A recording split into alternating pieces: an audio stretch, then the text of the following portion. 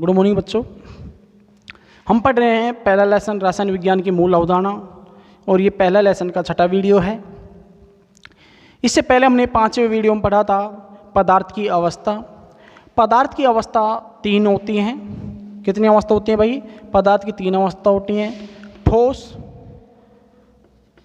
द्रव और गैस। ठोस अवस्था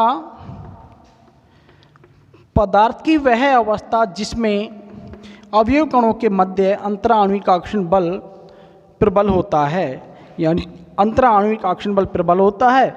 या हम कह सकते हैं कि ठोस में अणुओं के मध्य बहुत कम दूरी होती है।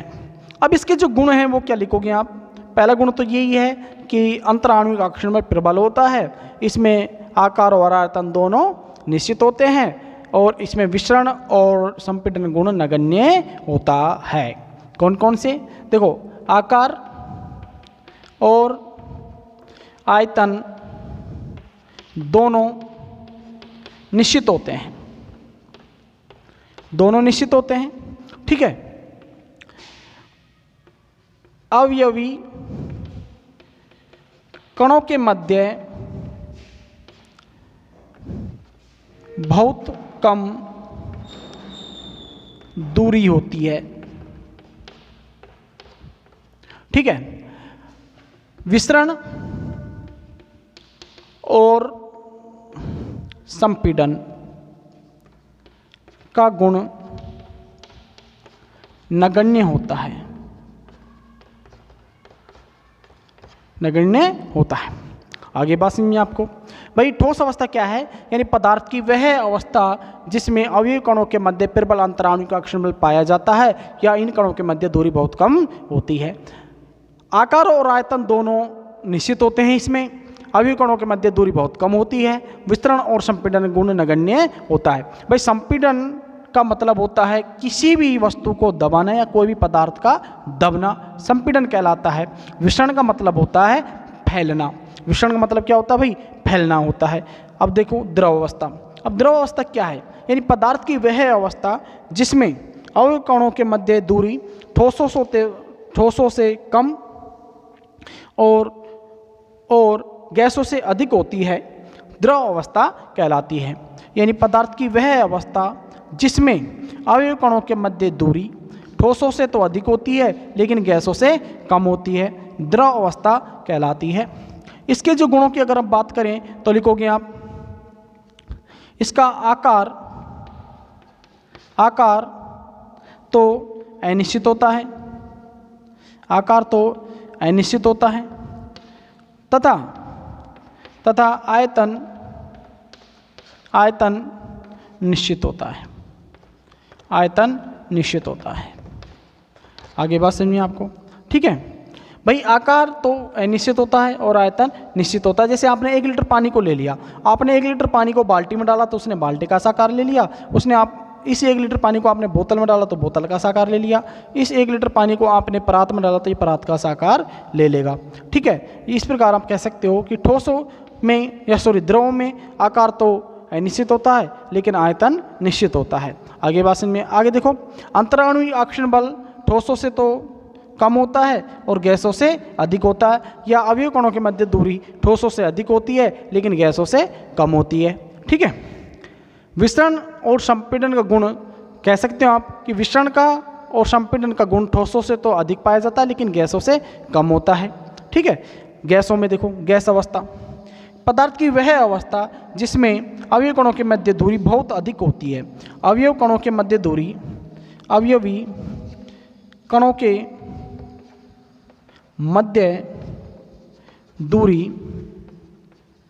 बहुत कम होती है, बहुत कम होती है।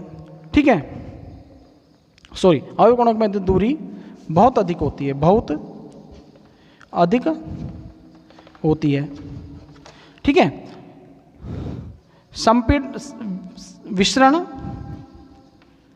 विसरण और संपीड़न का गुण बहुत अधिक होता है, बहुत अधिक होता है। यानी गैसों में फैलने की प्रक्रिया भी अधिक होती है और इनको हम आसानी से दबा भी सकते हैं। जैसे गुब्बारे में आपने गैस को भर लिया तो हम गुब्बारे को दबा भी सकते हैं। आगे बात समझ में आपको, ठीक है। तो ये पदार्थ की अवस्था है। पदार्थ की अवस्था तो 3 होती है भैया, ने ध्यान रखना, पदार्थ की अवस्था 3 होती है और पदार्थ के प्रकार भी 3 होते हैं। पदार्थ के प्रकार, अब पदार्थ भी 3 प्रकार के होते हैं। कितने प्रकार के होते हैं भाई पदार्थ? पदार्थ 3 प्रकार के होते हैं। पदार्थ के प्रकार कौन कौन से हैं? देखो भाई पदार्थ 3 प्रकार, देखो ध्यान रखो भाई, पदार्थ की अवस्था भी 3 और पदार्थ के प्रकार भी 3 होते हैं। देखो कैसे कैसे होते हैं भाई, कौन कौन से पदार्थ के प्रकार होते हैं? पदार्थ के प्रकार कौन कौन से होते हैं? देखो पदार्थ के प्रकार, पदार्थ के प्रकार कौन कौन से हैं? देखो पहला चालक, दूसरा अर्धचालक, अर्धचालक और तीसरा होता है कुचालक या अचालक। ये होते हैं पदार्थ के प्रकार। पदार्थ के प्रकार 3, चालक, अर्धचालक और कुचालक। पदार्थ के अवस्था भी 3, पदार्थ की अवस्था 3 कौन कौन सी होती है पदार्थ की अवस्था भाई? ठोस, द्रव और गैस, जो मैं आपको पढ़ा चुका हूँ। अभी मैंने पढ़ाया आपको पदार्थ की अवस्था। अब पदार्थ के प्रकार पढ़ लो आप भाई। चालक क्या होते हैं? चालक वे पदार्थ होते हैं, चालक वे पदार्थ होते हैं जो विद्युत धारा का चालन आसानी से करते हैं। चालक वे पदार्थ होते हैं, यानी वे पदार्थ जो विद्युत धारा का चालन आसानी से करते हैं, आसानी से करते हैं, चालक कहलाते हैं, चालक कहलाते हैं। ठीक है, चालक कहलाते हैं। जैसे जैसे धातु, धातुओं में देख, जैसे भाई जैसे लोहा है, एल्युमिनियम है, कॉपर है, जिंक है, ईटीसी जितनी भी धातु हैं, सब जितनी भी धातु हैं सब चालक हैं। ठीक है, अब बात करते हैं अर्धचालक की। अर्धचालक भाई, अर्धचालक क्या होते हैं भाई? वे पदार्थ जो विशेष परिस्थितियों में ही विद्युत धारा का चालन करते हैं। वे पदार्थ जो विशेष परिस्थितियों में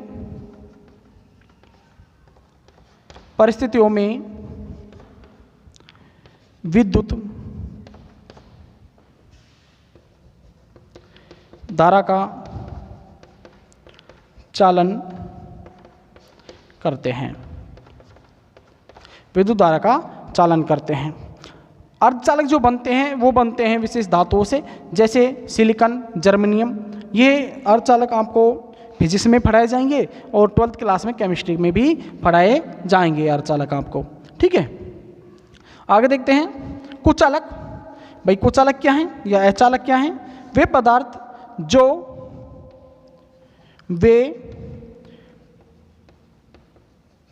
जो विद्युत धारा का चालन आसानी से करते हैं, कुचालक कहलाते हैं। जैसे कौन कौन से भाई? जैसे रबर, लकड़ी, कांच आदि। ये क्या है? कुचालक है। तो बात समझ में आपको भाई? देखो पदार्थ के प्रकार 3, पदार्थ की अवस्था भी 3। तो पदार्थ की अवस्था तो पढ़ा चुका हूं मैं आपको। पदार्थ की अवस्था 3 कौन कौन से होती हैं? पदार्थ की अवस्था होती है ठोस, द्रव, गैस, ये भी 3 अवस्था होती हैं। पदार्थ के प्रकार भी 3 होते हैं, चालक, अर्धचालक और कुचालक। चालक वे पदार्थ होते हैं जो विद्युत धारा का चालन आसानी से करते हैं, चालक कहलाते हैं। जैसे धातु, सभी धातु चालक होती हैं। अर्धचालक वे पदार्थ जो विशेष परिस्थितियों में विद्युत धारा का चालन करते हैं। जो अर्धचालक बनते हैं वो सिलिकॉन और जर्मेनियम धातु से बनते हैं। ये आपको 12th क्लास में पढ़ाए जाएंगे। और 11वीं क्लास में ये फिजिक्स में भी पढ़ाए जाते हैं आपको। कुचालक वे पदार्थ होते हैं जो विद्युत धारा का चालन आसानी से नहीं करते हैं, आसानी से नहीं करते हैं। ये होते हैं कुचालक। कुचालक होते हैं कौन कौन से? रबड़ है, लकड़ी और कांच, ये आपके हैं कुचालक पदार्थ। ठीक है, आगे देखते हैं हम। आगे हैं पदार्थों के गुणधर्म, पदार्थ गुणधर्म तथा इनका मापन। पदार्थ गुणधर्म कौन कौन से हैं?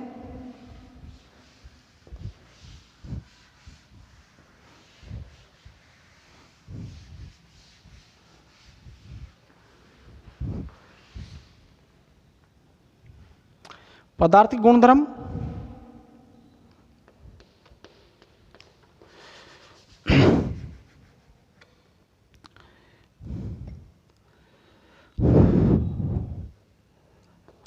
रासायनिक,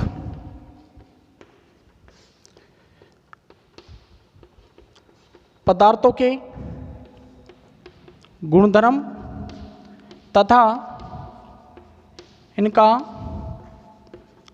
मापन।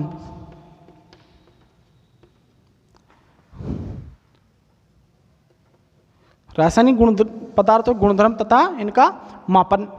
ठीक है, अब रासायनिक पदार्थ गुणधर्म कौन कौन से हैं? रासायनिक पदार्थ मापन के आधार पर पदार्थ के गुणधर्म दो होते हैं। मापन के आधार पर पदार्थ के गुणधर्म दो प्रकार के होते हैं। कौन कौन से होते हैं?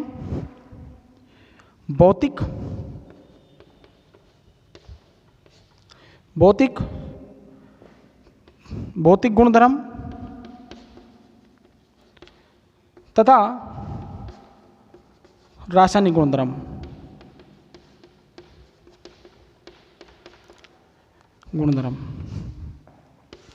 भौतिक गुणधर्म तथा रासायनिक गुणधर्म।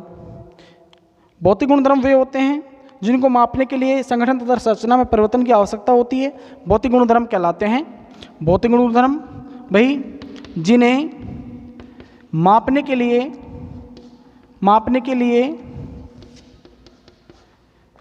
लिए संगठन तथा संरचना में परिवर्तन की आवश्यकता होती है।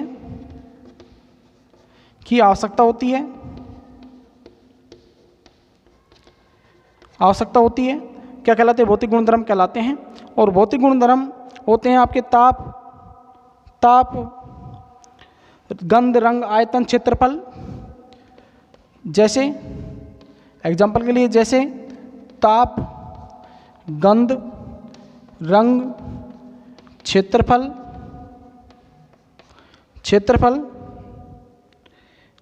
घनत्व, दाब, क्षेत्रफल, घनत्व, दाब, तन्यता, ETC, ये सब भौतिक गुणधर्म होते हैं। भौतिक गुणधर्म को मापने के लिए आपको संगठन तथा संरचना में परिवर्तन की आवश्यकता होती है। जैसे ताप को मापने के लिए परिवर्तन की आवश्यकता होती है। देखो, रंग, गंध, क्षेत्रफल, घनत्व, दाब, तन्यता आदि सब क्या है? भौतिक गुणधर्म है। ठीक है, आगे देखते हैं हम रासायनिक गुणधर्म। इनको मापने के लिए संगठन तथा रासायनिक संरचना में परिवर्तन की आवश्यकता होती है। इनको मापने के लिए या जिन्हें मापने के लिए संगठन तथा रासायनिक संरचना में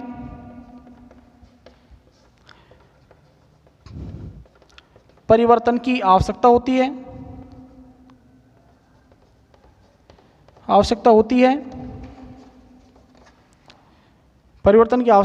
रासायनिक गुणधर्म कहलाते हैं। और रासायनिक गुणधर्म में है दहन है, विलेयता है, ऑक्सीकरण, अपचयन। दहन, विलेयता, ऑक्सीकरण, अपचयन आदि, ऑक्सीकरण अपचयन आदि, ये तो हैं भाई रासायनिक गुणधर्म। अब पदार्थ का मापन और प्रयुक्त पद्धति, कौन कौन सी पदार्थ का मापन कैसे किया जाता है और कौन कौन सी इसमें पद्धति हैं, ये पढ़ेंगे हम इसमें। रासायनिक पदार्थों के गुणधर्म दो प्रकार के होते हैं, भौतिक गुणधर्म और रासायनिक गुणधर्म। भाई भौतिक गुणधर्म होते हैं जिनको मापने के लिए संगठन और संरचना की आवश्यकता होती है या परिवर्तन में आवश्यकता होती है इनकी, जिन्हें मापने के लिए संगठन तथा संरचना में परिवर्तन की आवश्यकता होती है। कौन कौन से हैं भाई? ताप है, गंध है, रंग है, क्षेत्रफल, घनत्व, दाब, तन्यता, ये सब भौतिक गुण हैं। रासायनिक गुण जिन्हें मापने के लिए संगठन तथा रासायनिक संरचना में परिवर्तन की आवश्यकता होती है। भाई दहन, जलाना किसी पदार्थ को घोलना, विलेयता, ऑक्सीकरण, अपचयन, ऑक्सीकरण और अपचयन, भाई वियोजन भी आप इसमें लिख सकते हो, ETC। ठीक है, ये सब क्या है? रासायनिक गुणधर्म है ये। ठीक है, अब पदार्थ का मापन तथा प्रयुक्त पद्धति, यानी पदार्थ का मापन कैसे किया जाता है और इसके लिए कौन कौन सी पद्धति काम में ली जाती हैं। देखो आगे,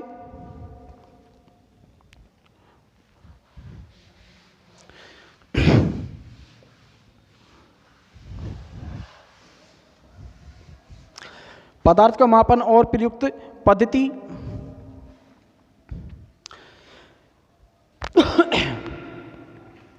मापन और प्रयुक्त पद्धति, मापन के लिए दो बिंदु प्रयुक्त किए जाते हैं। भाई पदार्थ का मापन तथा प्रयुक्त पद्धति।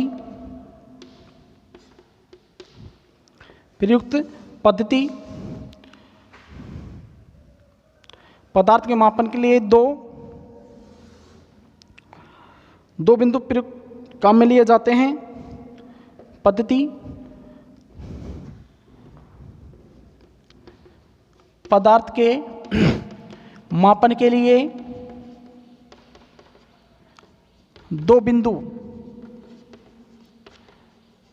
काम में लिए जाते हैं। कौन कौन से बिंदु हैं वो? अंक और मात्रक। अंक, नंबर 2 मात्रक, ये दो बिंदु काम में लिए जाते हैं भाई, अंक और मात्रक काम में लिए जाते हैं। किसी वस्तु का द्रव्यमान 5 kg है तो इस वस्तु का परिमाण 5 है जबकि मात्रक kg है। देखो एग्जाम्पल के लिए मान लेते हैं हम कि किसी वस्तु का जो द्रव्यमान है वो 5 kg, 10 kg, 20 kg, 15 kg, कितना मान लो आप भाई। मान लेते हैं हम किसी वस्तु का द्रव्यमान 5 kg या 10 kg है, 10 kg है, तो इसका जो परिमाण है वो तो कितना है? 10 है। परिमाण तो कितना है भाई? 10। लेकिन उसमें जो मात्रक है, मात्रक क्या है भाई? यहाँ पर kg है। मात्रक क्या है भाई? kg। यानी अंक और मात्रक दोनों काम में लिए जाते हैं किसी पदार्थ के मापन के लिए। दोनों ही शब्द या दोनों ही बिंदु काम में लिए जाते हैं। अंक भी काम में लिया जाता है और मात्रक भी काम में लिया जाता है। ठीक है, मैं कहता हूँ कि इस बिंदु के मध्य की दूरी 10 सेंटीमीटर है। भाई एक बिंदु से दूसरे बिंदु के मध्य की दूरी कितनी है? 10 सेंटीमीटर है। यहाँ पर जो परिमाण वो तो कितना है? 10 है। और जो मात्रक है वो क्या होगा भाई?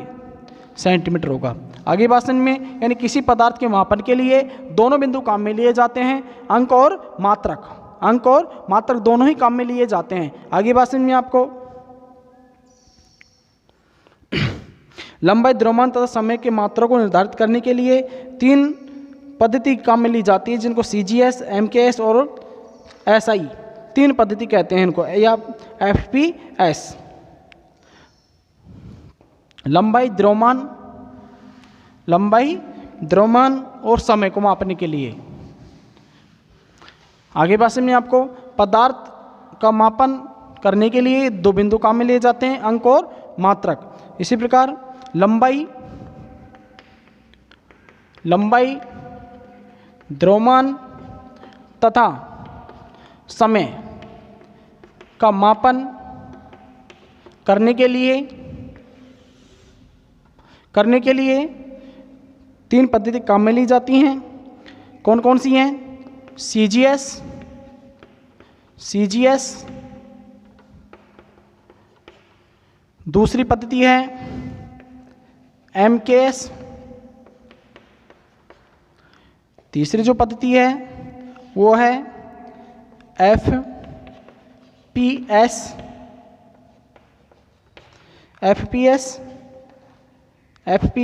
MKS। भाई CGS पद्धति में लंबाई को, इस पद्धति में लंबाई को तो किस में मापा जाता है? लंबाई को मापा जाता है सेंटीमीटर में, और लंबाई को सेंटीमीटर में, द्रव्यमान को मापा जाता है ग्राम में, और समय को मापा जाता है सेंटीमीटर में। आगे बात समझ में आपको? समय को सेकंड में मापा जाता है। CGS पद्धति में वह पद्धति जिसमें लंबाई को सेंटीमीटर में, जिसमें लंबाई को सेंटीमीटर में, द्रव्यमान को ग्राम में तथा समय को सेकंड में मापा जाता है, MKS पद्धति कहलाती है। ये व्यक्त किया जाता है,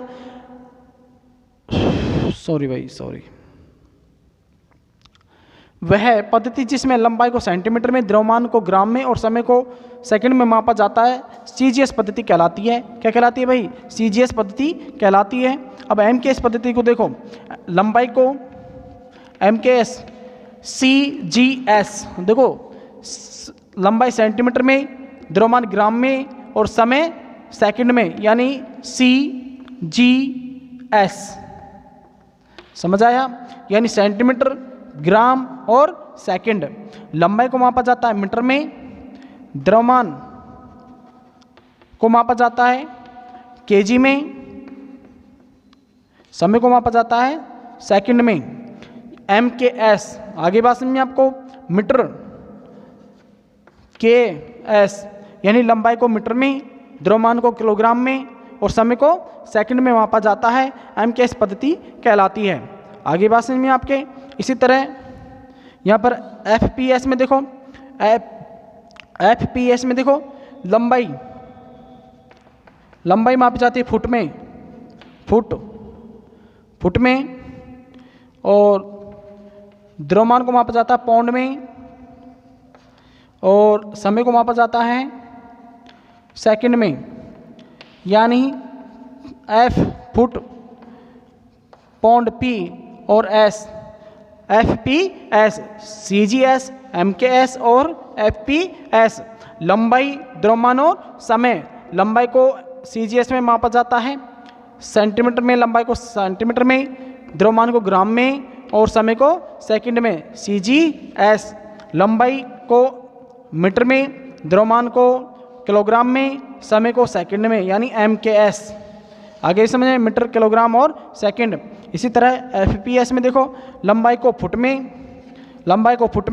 द्रव्यमान को पाउंड में और समय को सेकंड में, FPS पद्धति। समझ आया आपको? ठीक है भाई। पाउंड, इसको पाउंड लिख लो, पाउंड। ठीक है, ये है 3 पद्धति। इसके बाद में सन 1960 में फ्रांस के सेब्रेस स्थान पर IUPAC की एक बैठक हुई, जिसमें एक नई पद्धति का विकास हुआ, जिसे अंतर्राष्ट्रीय पद्धति कहते हैं, जिसे बोला जाता है SI पद्धति। 1960 में फ्रांस के सेब्रेस नामक स्थान पर IUPAC की एक बैठक हुई। IUPAC international union pure and applied chemistry, international union pure and applied chemistry, ये IUPAC पद्धति है। IUPAC पद्धति में निर्धारित किया गया कि सभी स्थान पर सभी पद्धति समान होगी, या किसी भी पदार्थ की पद्धति समान होगी, जिसे कहते हैं SI पद्धति। SI पद्धति में जो मात्रक दिए हुए हैं वो सभी देशों में एक जैसे होंगे। ये IUPAC पद्धति में निर्धारित किया गया। ठीक है भाई। SI पद्धति हम पढ़ेंगे अगले वीडियो में। धन्यवाद भाई।